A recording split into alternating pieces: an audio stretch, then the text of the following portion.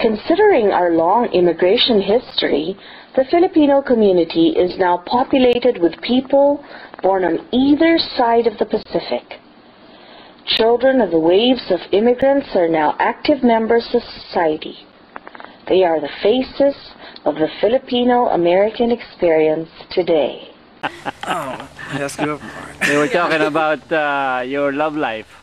Yeah. They asked Jay and I like how you and Dad met. And what did you say? Well, Jay's like, talk to Micah. I said that Dad got a magazine in the mail one day.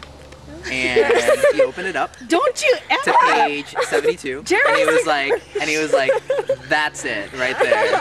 What number is this? Okay. B36X. So, Yeah. and then 2 weeks later, yeah, you were in here. a Malagbayan box, you came.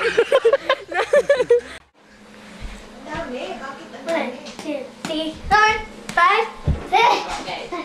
Yeah. Okay, say something in Bisaya. Unsay imong ngalan? Alexis, Pila imong edad? 7. Kinsay ngalan sa imong inahan?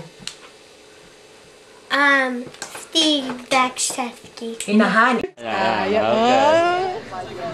You know, Introduce that first, that baby. Who is that? who is the baby? What is the name of your baby? Tiara. Iara Isabella.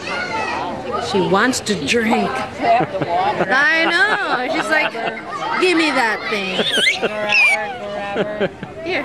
Okay, so I'm Amy Santos Lyons, and I immigrated to Portland in 2000.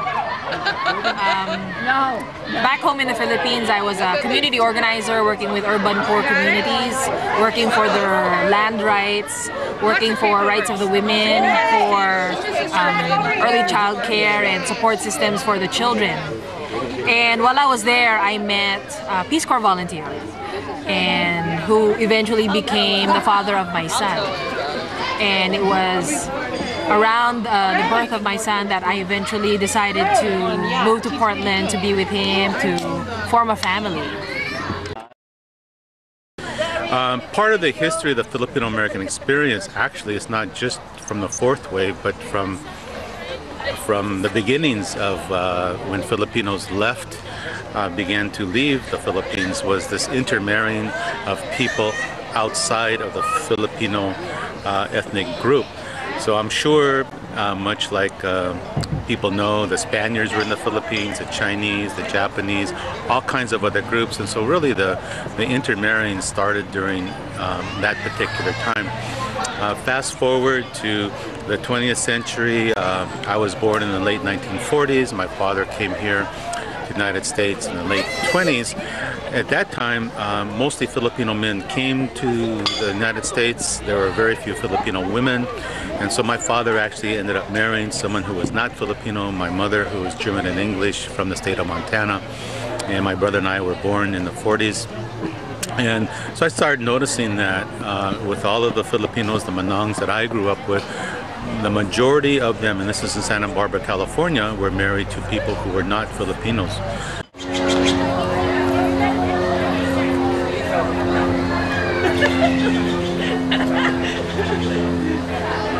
Smoke in your eyes?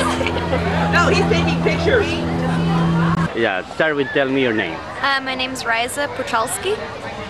And your parents? My dad's Alan Puchalski and my mom's Jude Balsomo. She's from Iloilo City, Philippines. Have you been to the Philippines? Oh yes, I just got back from there a month ago. Oh, okay. Yes. And where were you born? I was born in Iloilo. Do you know their story, how they met?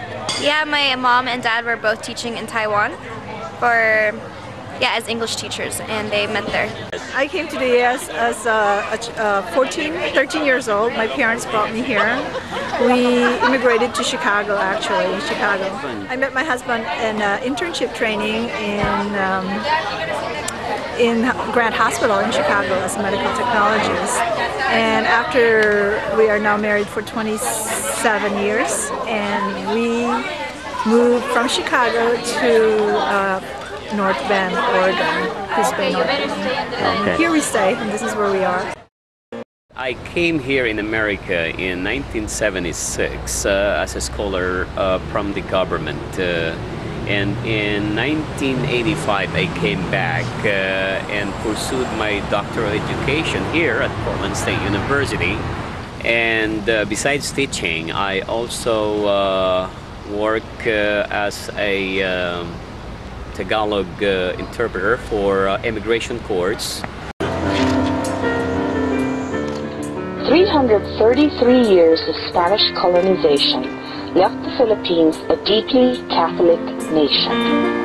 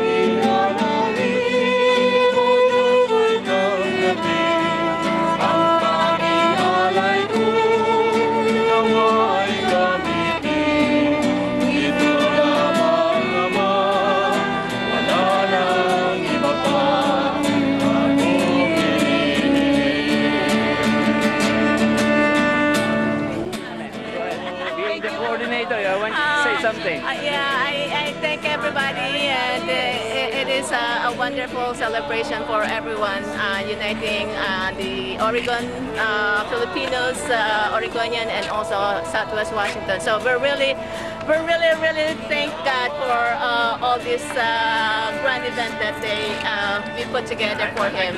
We rejoice. Thank you, kababayan. Thank you. He has a nice tempo, and also. As the 20th century came to an end, Filipinos are scattered across America and around the world. Despite this global diaspora, Filipinos everywhere have continued blazing trails infused with the pioneering spirit of those who came before them.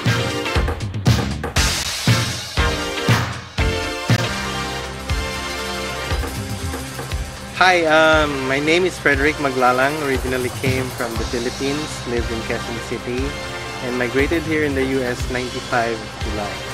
Originally, I was petitioned by my parents, my mom particularly, and I came here, I got the opportunity to work also, so another company petitioned me. I'm Annie Maglalang, and I'm originally from Sampaloc, Manila. My mother is from Rojas City, Capiz, and my father is from Bulacan. But yeah, that was 1998, and I was hired by Pacific Crest Technology as a programmer for the Y2K project here. And there were about 27 Filipinos for the same company that came here by batch. Hi, my name is Miguel Villa. I'm originally from Quezon Province, Lucban. I came here to the United States on actually in March 1998. I was part of the group of Filipinos that flew here to basically work on the Y2K problem. And what it is basically is way back when computers were started, professionals in the field failed to anticipate that come year 2000 there would be a major miscalculation. Not a whole lot of people realize it, but the Y2K issue at that time was a major deal in the IT world. I mean, people talked about it. They had said that planes would crash, you know, because of the day calculations. ATMs would stop working. Had to hire like a lot of Filipinos. There was a so-called, what you call, that IT drain back in the Philippines, because a whole lot of Filipinos were basically moving at that particular period between 1998 to year 2000. The people who were working behind the scenes like us, I mean, we literally went through millions of codes, line by line. So an example would be if you were to deduct 98 from 96, that would give you 2 years. But come 2000, you deduct 00 from 96, you'd get a weird number, a negative number. So basically, it was a real issue. People may have not realized that. They may have said that Y2K was just a big hoax to scare people, but it wasn't. There were actually, it was a real issue. And